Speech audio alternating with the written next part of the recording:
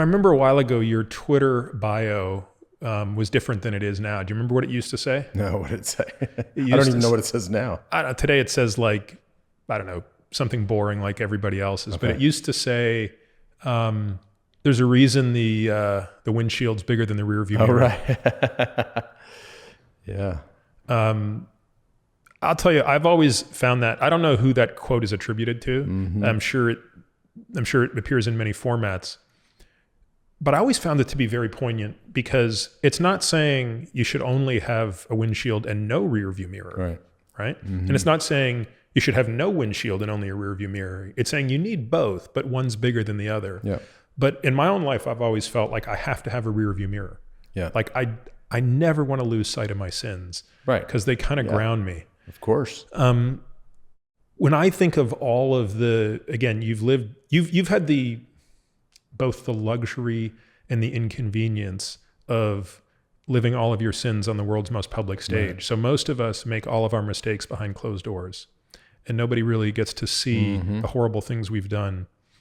I remember when I hit the 1-year anniversary of doing something so awful, I couldn't stand my existence for it. And I remember talking to my therapist about it, and she said, I actually don't want you to ever forget this. Like, Right, I of course want you not. to Yeah. remember what you did, because you have to remember that the monster that did that thing, he's never going to die. Right.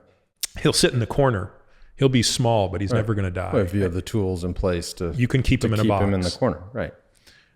Are there moments that you look back at, like, do you look at that SCA deposition in October of 05 and think, like, I need that video playing over and over again, just quietly? Yeah. It's totally embarrassing. I mean, a lot of that shit. And I was forced to rewatch a ton of that. Not because I wanted to, or I thought it would be a good idea, but I mean, in legal settings and depositions and trials, and like, they just hammer you with this, but you look at that and you're like, that is a pathetic person. Like that, I ain't never going back there. And, I mean, those sort of things, as unfortunate and as embarrassing and as tough as they are to watch, they're actually, for me, those are good. I mean, I don't want to do it every day, but it's like, that guy needed to die, right? And a new guy needed to come around, and that's where you get stuck. You say, "Oh, wouldn't change a thing," and all these things that that I would say that would, actually, I mean, you would change things, right? I mean, you would.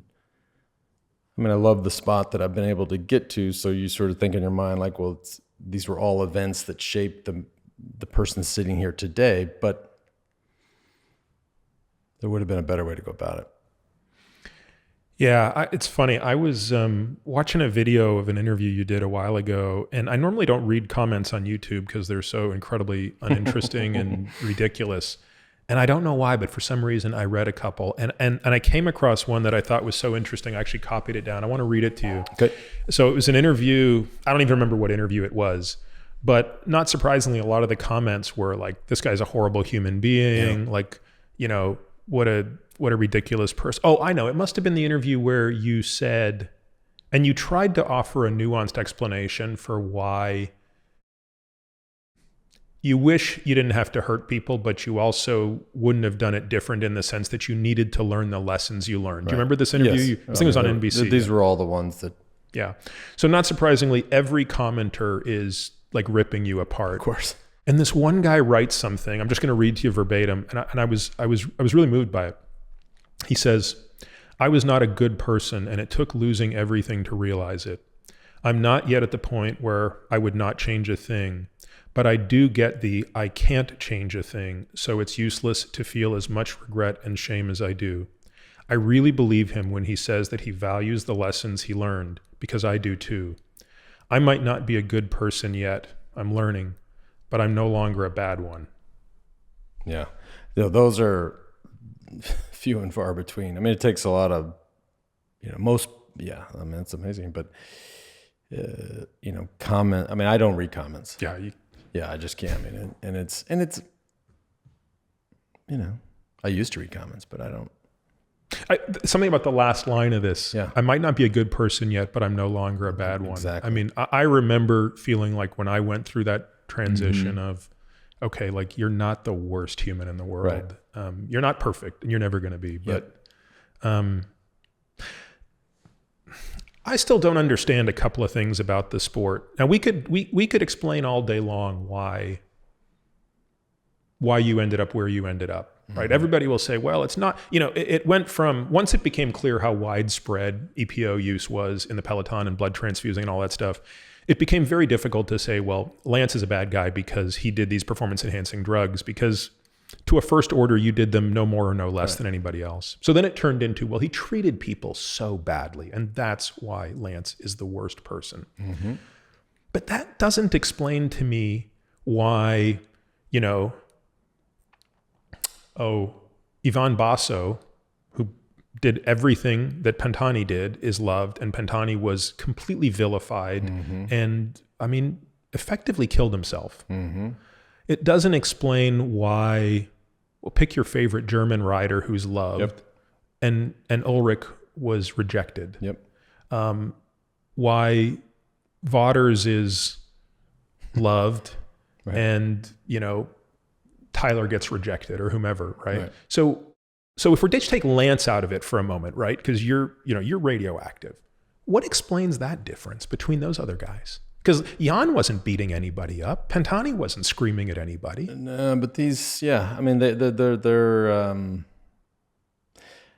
and same in Spain with Jimenez, right? So you have a handful of examples here with characters who were had problems, so they could not handle, this is, and I've talked about this before, but nothing, looking at the whole situation, nothing infuriates me more than that, right? It has more to do with society and the press and just and the organizers and the politicians in the sport, how they will embrace, Jan Ulrich is not welcome at the start of the tour. Meanwhile, Eric Zabel's up there shaking hands with the guy in the yellow shirt. It's like, wait a minute, like this is fucking stupid. I don't understand. Do you have any idea why that hypocrisy exists? I mean, only then, the ones, the ones who rose the highest. I mean, obviously, Pantani was the biggest athlete in Italy at the time. No, soccer, whatever sport, F1. No, Pantani was the biggest athlete in Italy.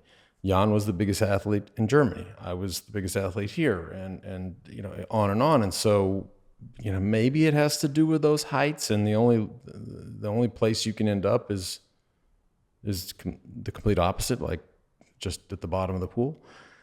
But it doesn't, I don't think it excuses it. That just, and we're not talking about me again, but with these stories, I mean, Pantani dead, Jimenez dead, Vandenbroek dead, Belgium, Gaumont dead in France. I mean, all guys that were at the top of the game, and they just couldn't handle, just with their own demons, they couldn't handle that fall from grace, so they turned to other things. But nobody reached out, in many ways the press just sort of chased that story. I mean, look at Vandenbroek. I mean, Frank Vandenbroek was arguably one of the most talented of all time. He was the next Merckx. He was the next and the press just let it go and just hammered this guy, and he died in a hotel room in Senegal. Pantani dies at a dirty hotel room in Milan. Fucking Jan almost dies. I mean, it's like, When did you realize Jan was in trouble? I know it was, I remember you and I talking about this in the summer of 18. Yep. You sent me a picture and I'll never forget it. I was like, that can't be Jan.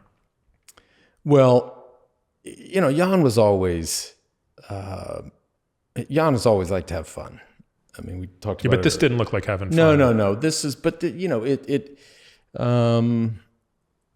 guess, because the other interesting thing is one of Jan's closest lieutenants when we were competing head to head was Andreas Kloden. Yes. who ended up being on Astana with us and Radio Shack. And so I ended up getting to know Cloden and really, really getting to love him. So I had heard that a lot of these guys, so Cloden, Zabel, Danilo Hondo, they had tried to reach out to him, and and it was in the press. He got in a fight with his neighbor. Like, these are no secrets. Like, this shit was out there. And then he turned everybody away, and not just turned them away, but just flat out erased them from his life because he didn't want to hear it. But he had two guys, Frank and Mike Baldinger. So they're German brothers from where he's from. They're normal guys. Like, they're not professional cyclists. They're not rich. They're not famous. They're just regular dudes. They're good dudes. And they contacted me and they said, he's told everybody else to just leave him alone. And then he's turned on. They said, you're our last call. And I didn't know these guys.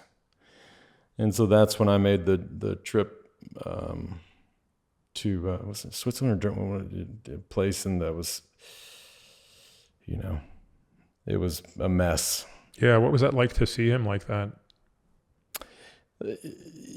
Unrecognizable. It was like an alien had entered his body. It was. I've seen some crazy shit. I have never seen anything like this. But Jan, guy's 2 years sober. He's got his kids back in his life. He's on the bike. It's fucking love that guy. It is amazing to me how our society, I can't understand it, why we sometimes lift people up and then find such joy in watching them crash. Right. Yeah. We're not going to figure that out, And I don't spend any time. I mean, I get very frustrated and straight up mad when I see, the differences between Ulrich and Zabel and Pantani and Basso and on and on and on. But, and guys that were just not equipped to handle that downfall. That was the one thing I said to myself. I said, just whatever you do, just do not. I mean, you can go have fun and do some crazies, but don't you ever lose contact with your health, your wellness, your fitness, your family. Don't ever lose sight of that. This podcast is for general informational purposes only and does not constitute the practice of medicine, nursing, or other professional healthcare services, including the giving of medical advice. No doctor-patient relationship is formed. The use of this information and the materials linked to this podcast is at the user's own risk. The content on this podcast is not intended to be a substitute for professional medical advice, diagnosis, or treatment. Users should not disregard or delay in obtaining medical advice from any medical condition they have, and they should seek the assistance of their healthcare professionals for any such conditions. Finally, I take conflicts of interest very seriously. For all of my disclosures and the companies I invest in or advise, please visit peterattiamd.com/about, where I keep an up-to-date and active list of such companies.